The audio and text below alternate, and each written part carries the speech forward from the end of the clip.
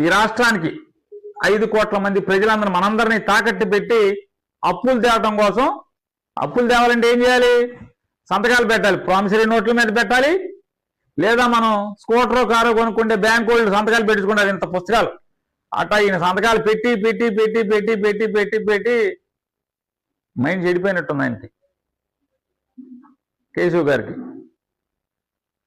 వెంకటేశ్వర స్వామి photo పట్టుకుని కింద బూట్లు వేసుకుంటే అపవిత్రం అనేది మీకు అనిపిస్తే